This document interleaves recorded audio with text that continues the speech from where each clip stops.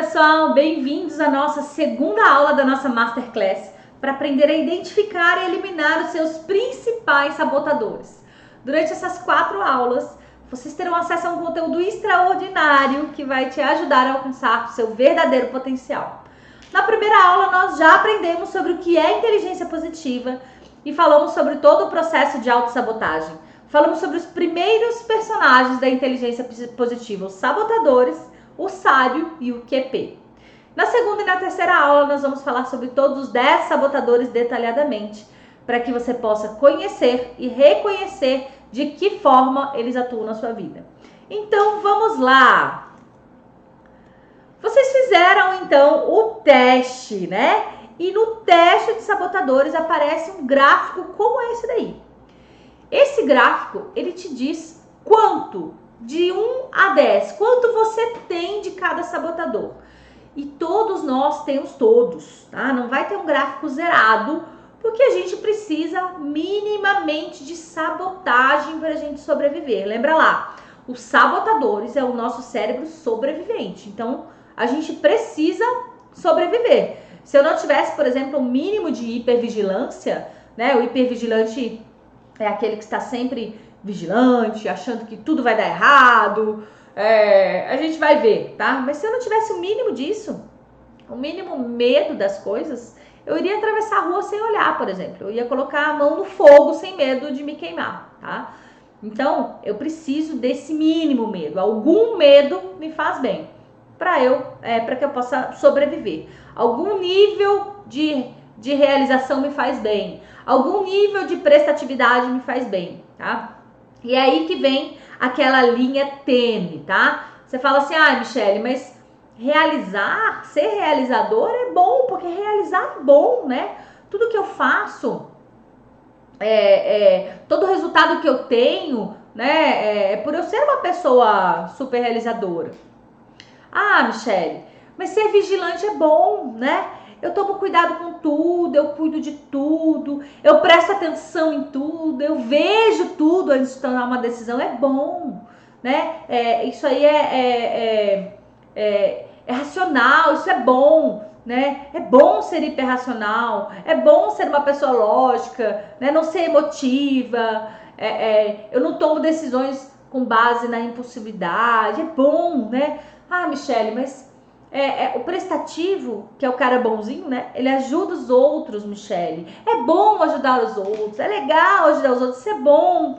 Sim, gente, tudo isso é bom, tá? Mas o que acontece? Todos eles têm um lado bom, realmente tudo isso é bom, né? O problema da sabotagem é quando isso é excesso. O excesso dessas coisas vira autossabotagem, né? Gente, é muito simples, né, a gente saber se está ou não se sabotando. A gente falou isso na última aula. É como se fosse um termômetro, né? Um termômetro que nós temos ali, né?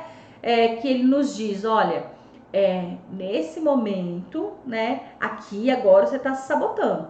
E esse termômetro, gente, são os nossos sentimentos. Então, se você está se sentindo culpado, triste, magoado, com raiva, qualquer coisa ruim, que não seja, né, alegria, que não seja felicidade, que não seja amor, né, qualquer coisa que seja ruim, você está se sabotando. Quando é bom, você não está se sabotando, você está usando o seu lado sábio. É simples, né? É uma linha tênue medida por sentimentos, tá? E aí, o que acontece? Esse teste que vocês têm aí no gráfico, deixa eu voltar aqui para vocês verem. Esse teste que vocês têm aí no gráfico, ele mostra o quanto que você está usando o seu sabotador durante o dia, né? E aí você pode ver assim, nossa, Michele, mas e se deu tudo baixo, né? Quer dizer ruim? Depende, pensa comigo. Se é uma pessoa, né, que já passou por um processo de coaching, que já passou por um processo de desenvolvimento, ela já identificou o que está lascando com a vida dela, né, e ela está trabalhando nisso de forma consciente, e ela vai lá, né, e faz o seu teste dá tudo baixo, isso é bom, né, porque mostra o nível de consciência dela sobre isso, né. E se deu tudo alto, né, tudo que ele olha e fala, nossa, sou eu mesmo, né? E esse negócio aí tá ferrando com a minha vida, né? Ah, eu não sei dizer não, eu sou workaholic, eu trabalho pra caramba, eu sou hiperrealizador, dá tudo alto, né? Você olha pro gráfico, ele tá tudo alto. Será que isso é ruim? Olha, na minha opinião, isso quer dizer que ele só tem uma enorme consciência dele mesmo, né? Ele nunca fez nada, mas ele tem consciência de tudo que ele está fazendo de errado na vida dele. Tudo que ele está pensando, ele está consciente. Esse cara é muito fácil de trabalhar, né? Que é um cara que já descobriu que precisa do coach, ele está aberto, né? Ele não está se julgando. Ele sabe a real, né? E sabe que precisa de ajuda, tá? Então, como é que eu sei quando eu estou me sabotando realmente, quando isso está me atrapalhando, tá? Então, o melhor termômetro são os nossos sentimentos. Porque quando eu tenho atitudes sabotadoras, elas geram um sentimento de desconforto, de raiva, de culpa, né? Gera desconforto, tá? Quando a gente está sentindo isso, tem uma atitude, né? Que está vindo por trás dessa voz, que é aquele padrão mental automático que está vindo de um sabotador. Ao contrário, gente, né? Ó, do lado de cá, você está se sabotando. O contrário, né? É o sábio, tá? O contrário disso tudo, do lado de cá, olha essa seta aí, essa setinha aí, né? É o sábio. Porque o sábio é a forma inteligente de pensar e de agir, tá? Então, quando é que eu percebo que eu estou usando o sábio? Quando algo incomum acontece com você, né? E você vai agir com sentimentos bons, de forma calma, de forma harmoniosa, né? A gente precisa ter atenção para esse equilíbrio. Então, se você está tendo sentimentos ruins, negativos, né? Olha aí a setinha no azul com um menuzinho. Sentimentos negativos, você está se sabotando. Sentimentos positivos, você está usando o seu lado sábio. E aqui no meio, você tem o QP, que é a porcentagem de tempo que você usa ou para se sabotar ou para usar o seu lado sábio, tá? Isso é inteligência positiva, né, gente? Então, na prática, o QP é essa porcentagem. Então, o que acontece? Nós vamos usar sempre os dois lados, os sabotadores e os sábios, tá?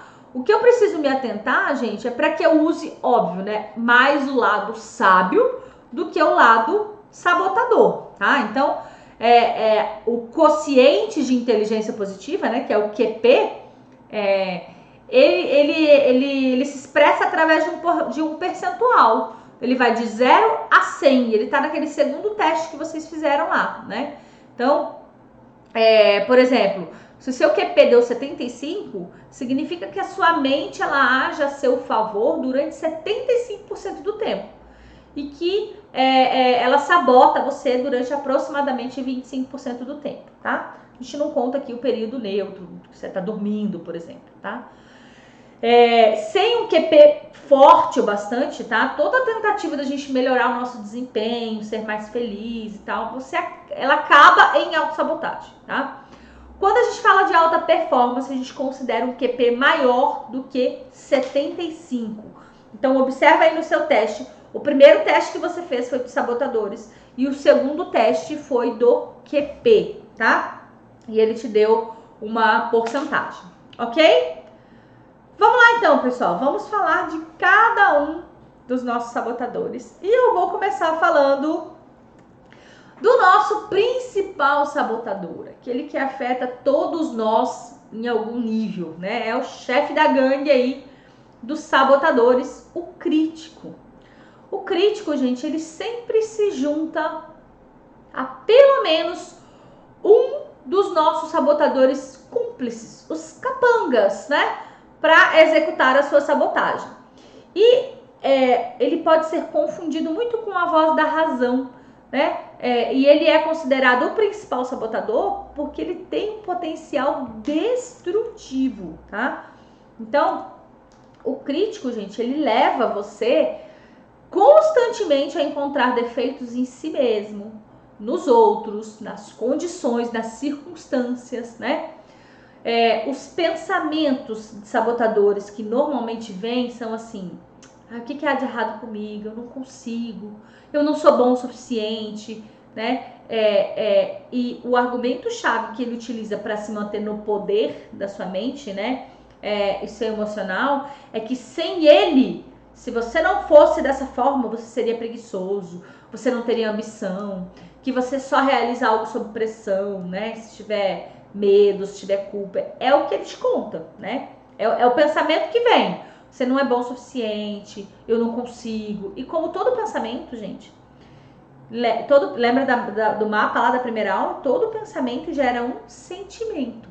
E os predominantes desse sabotador são justamente esses aqui, ó. A culpa, o arrependimento, a decepção, a raiva, a ansiedade, né? A voz do crítico é muito exigente, ele nunca está satisfeito. Ele não aceita erros, ele é extremamente autoritário. Ele faz com que você desconfie de você mesmo e de todos, tá? E ele se mascara atrás de historinhas que nós nos contamos para justificar isso, né? Historinhas do tipo assim, se eu não me pressionar, eu vou me acomodar, né? Se eu não te castigar, você não aprende. Se você não se sentir mal, você não vai fazer nada para mudar, sabe? Então, o crítico, ele é o sabotador mestre. Ele é a causa original, gente, de boa parte da nossa ansiedade, da nossa aflição, do nosso sofrimento, né, dos nossos conflitos. E tanto que o crítico, ele não aparece nesse mapa aí que vocês fizeram no primeiro teste, porque ele está presente em todas as pessoas. Ele tem uma parte, dentro da explicação do seu teste, ele tem uma parte exclusiva só para ele, tá? E o crítico, ele se divide aí em 3 fases, tá? Então, nós temos o crítico de si, né? Que ele se atormenta por erros do passado, por falhas atuais, ele se critica mesmo. O crítico dos outros, que ele se concentra no que está errado, né? Em vez de apreciar as coisas boas. E o crítico das circunstâncias, que ele insiste que o resultado é ruim. Então, em vez de ele enxergar as coisas como uma oportunidade, ele enxerga sempre como um resultado ruim, tá? Então, é interessante a gente observar isso aí. E no resultado do seu teste, você tem aí a porcentagem de tempo que você está utilizando em cada uma dessas 3 fases aí do crítico para o seu autoconhecimento, ok? Então tá, vamos lá. O crítico, então, é o chefe da gangue, né? E como a gente falou, ele vem sempre acompanhado de pelo menos um dos outros 9, né? Que a gente vai ver agora, que são aí os capangas da gangue, tá? E a gente vai começar falando sobre o insistente, tá? O insistente, gente, também é conhecido como o perfeccionista, porque ele tem a necessidade de ordem, de organização, isso levado ao extremo, assim, né? Ele tem frases do tipo assim, tem que ser bem feito, tem que ser perfeito, né? Eu não tenho tempo suficiente para fazer do jeito que eu quero, ninguém sabe fazer igual eu, né? Não adianta delegar, porque tem que ser eu para fazer isso, né? Não, eu não posso passar isso para nenhuma agência fazer, tem que ser eu. Eu já pedi para várias pessoas fazerem, não fica tão bem feito, fica tudo mal feito, né? Tem que ser eu para fazer esse negócio. Essas são frases assim do insistente, né? E o insistente, gente, ele foi aquela criança que ele não dava nenhum problema na infância. E aí ela cresceu sem dar problema para ninguém, tá? Só que para ela não dar problema para ninguém, ela tem que fazer tudo muito bem feito. Então, o que acontece? O nível de qualidade do resto do mundo tá aqui, né? Isso aqui é uma coisa bem feita, uma coisa top, né? O nível do insistente é aqui, ó. É mais alto, né? Só quem é insistente entende o que é esse nível aqui, né? Então, o insistente fala assim, né? Isso aqui não tá bem feito. Isso aqui não tá bom, né? Só que o resto do mundo tá bom. Então entenda, pro resto do mundo tá bom, só que pra você não tá, né? Michele, mas as coisas precisam ter qualidade. Sim, mas não precisa ser aqui, né? Ela pode ser aqui. E o insistente, ele quer tudo perfeito. Ele quer tudo no tempo certo. Tudo tem que rodar conforme ele quer. Né? Ele só começa se estiver tudo muito perfeito. E esse é um problema, né? Então, o insistente, gente, ele é uma pessoa que realmente ele apresenta alta qualidade lá em tudo que ele faz, né? Só que quando isso é em excesso, né? Quando isso começa a causar angústia, ansiedade por não fazer as coisas que têm que ser feitas, isso começa a gerar uma frustração muito grande e começa a sabotá-lo, né? Então, e aí ele começa a se contar historinhas para justificar esses comportamentos. Do tipo, não, depende de mim, é minha obrigação, eu sei como as coisas devem ser feitas, né? E um grande impacto causado por esse sabotador é que ele acaba causando muitos ressentimentos nos outros, que se sentem continuamente criticados, né? Então, por mais que as pessoas trabalhem, jamais elas vão agradar um insistente. Então, a tendência é que ele cause ressentimento nos outros, ok? Então, vão se identificando aí. O próximo sabotador que nós vamos falar é sobre o hipervigilante. A frase, gente, do hipervigilante é assim, ó: qual é a próxima coisa que vai dar errado na minha vida? Porque tudo na minha vida dá errado, né? E ele tá sempre assim, não, eu pensei em outra possibilidade, eu pensei em outra saída, né? Eu acho que esse aqui não vai ser o melhor caminho, eu acho que não dá para ir por aqui, é melhor a gente voltar atrás. Então são frases muito presentes no dia a dia do hipervigilante, né? Então o hipervigilante, gente, ele tá sempre com medo, tá sempre vigilante, né? Sempre prestando atenção em tudo, porque alguma coisa vai dar errado. Porque as coisas sempre dão errado na minha vida. É a fala dele, né? E é uma ansiedade contínua, intensa, né? Porque conta todos os perigos da vida. Então, o grande foco do hipervigilante é no que pode dar errado, né? É aquela pessoa, por exemplo, que vai fazer uma transição de carreira e ele tem muito medo. Então, ele tem o plano A, ele tem o plano B, ele tem o plano C, né? E se ele fizer a transição e não der certo, ele tem um plano. Então, ele tem plano para tudo. Ele tem vários planos, só que ele tem planos de saída. Ele não faz planos para se vai dar certo. O plano dele é para se não der certo. Então, o foco dele está sempre no que pode dar errado. Ele é extremamente cético, altamente vigilante o tempo todo, né? São pessoas que muitas vezes deixam de fazer as coisas por conta do medo. Então, se você tem o hipervigilante, pensa, o que faz sentido no teu medo? É um medo natural, que é bom, né? Porque existe aquele medo que a gente tem que fazer as coisas, que é bom, né? Que dá aquele friozinho na barriga, que faz com que você se prepare, que faz com que você estude, é um medo bom. Mas aquele medo que te paralisa, esse é o problema, né? Então, é preciso ter consciência do que você está fazendo ou não está fazendo por medo de alguma coisa dar errado. Porque o medo, gente, ele vem em forma daquelas vozinhas, né? Então, às vezes você tá lá no banho, que é um momento que vem muitos pensamentos, e vem um monte de sabotador junto, né? Vem os pensamentos sabotadores juntos. Se der errado, eu vou fazer isso. Se der errado, eu vou fazer aquilo, né? E as historinhas que o hipervigilante se conta para justificar o seu comportamento é assim: a vida é cheia de perigos, né? Se eu não ficar alerta, quem é que vai ficar? Então são coisas que na cabeça dele justificam esse comportamento, né? Mas o fato é que é uma maneira difícil de viver, né? Porque uma ansiedade constante queima uma quantidade de energia absurda, né? Que poderiam ser usadas de formas melhores, né? De uma forma mais inteligente. E ele perde a credibilidade, porque ele vê perigo até onde não tem, né? E as pessoas começam a evitá-lo, porque é aquela pessoa pesada de se conviver, né? Então, se observe aí se você é um hipervigilante. E agora nós vamos falar do prestativo. Prestativo, gente, é uma pessoa muito prestativa, né? Gosta de ajudar os outros, é uma pessoa boa, é uma pessoa fofa, né? que você sempre pode contar com ela, que ela vai te ajudar, né? Então, ela sempre ajuda todo mundo, resolve o problema de todo mundo, se disponibiliza para ajudar todo mundo, né? Eu preciso que alguém me leve no aeroporto de madrugada, você leva, né? Não importa quanta coisa você tem para fazer, não importa nada.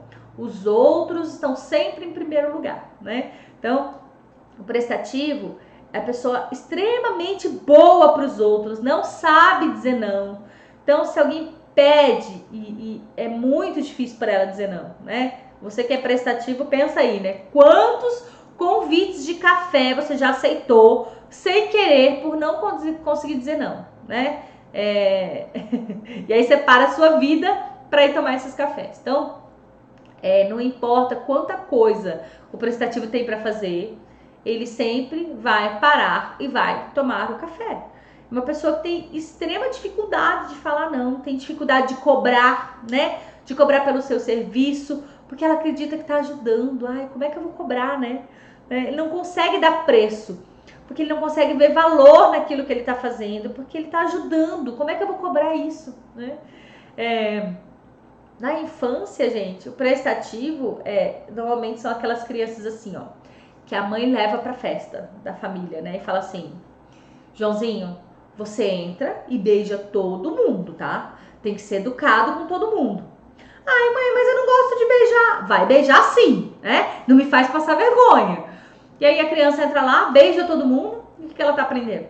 Que mesmo que ela não queira, que mesmo que doa, que mesmo que ela não esteja com vontade, que mesmo que não seja dela, se ela não agradar os outros, ela não vai ser amada pela mãe.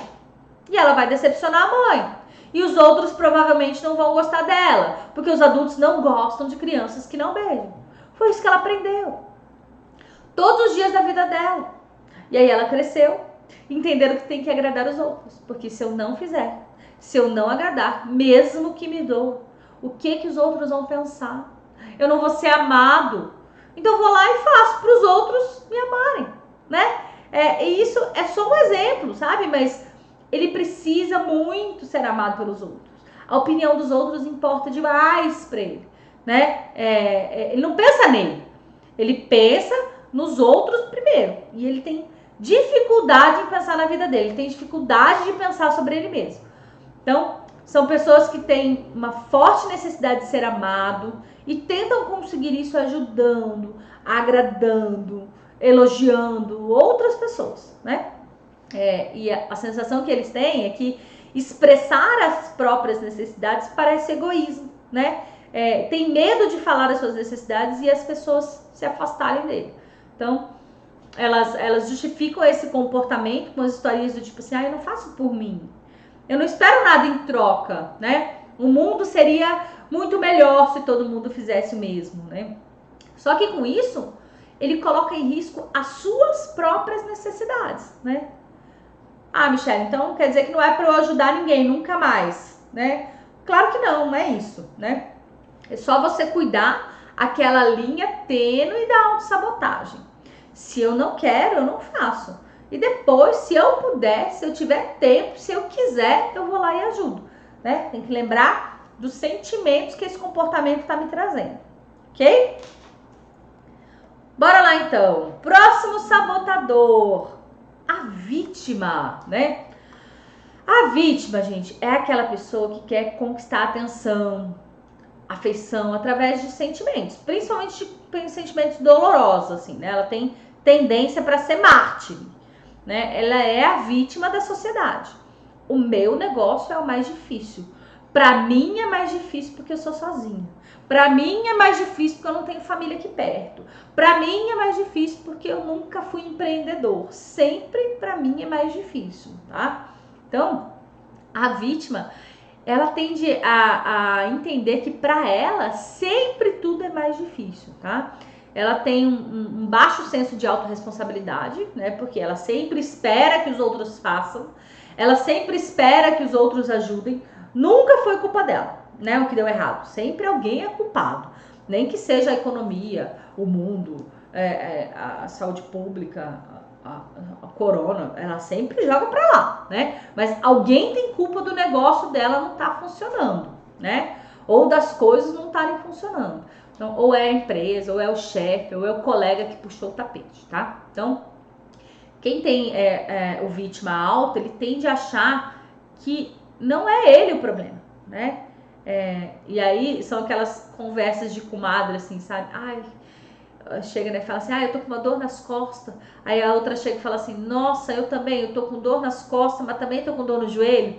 Aí fica aquela disputa, né, brigando para ver quem é mais coitado do que a outra, né. Isso é um comportamento do vítima, né, de quem tem esse sabotador alto. E os pensamentos predominantes nesse sabotador são assim, ninguém me entende, pobre de mim, ó vida, ó céus, né. São os pensamentos mais predominantes, as vozes predominantes, tá. Então, são pessoas que tendem a remoer sentimentos negativos por muito tempo. Elas se sentem, né, sozinhos, solitários, mesmo quando tem um monte de gente, né? Eles se sentem abandonados, né? São extremamente melancólicos, tá? E a historinha que eles contam é sempre assim. Só que ao agir assim, pelo menos eu ganho um pouquinho de amor e atenção das pessoas. Se eu fizer isso, as pessoas vão me amar, né? Vão me dar a atenção que eu mereço, tá? Só que isso, gente, acaba fazendo um efeito contrário, né? Porque acaba afastando as pessoas dela. Porque ele perde muita energia ficando o tempo todo com foco no problema. E não é nada agradável você passar tempo do lado de uma pessoa que te puxa a energia, né? Então, ele acaba afastando as pessoas dela. Ok, então, olha lá. Vamos dar uma resumida até aqui, tá? Hoje nós vimos, então, o nosso principal sabotador, o chefão, chamado crítico, né? Vimos sobre o insistente, que também é conhecido como perfeccionista. Vimos sobre o hipervigilante, que está sempre alerta à procura de problema onde não tem. Vimos sobre o prestativo, que é aquela pessoa fofa, que faz tudo pelos outros e nada por ela. E vimos o vítima, que é o coitadinho azarado, né? Então, fechamos a nossa aula de hoje. A gente vai dar uma pausa aqui no nosso conteúdo. Nos encontramos na próxima aula para a gente falar mais sobre os sabotadores. Combinado? Um beijo, tchau!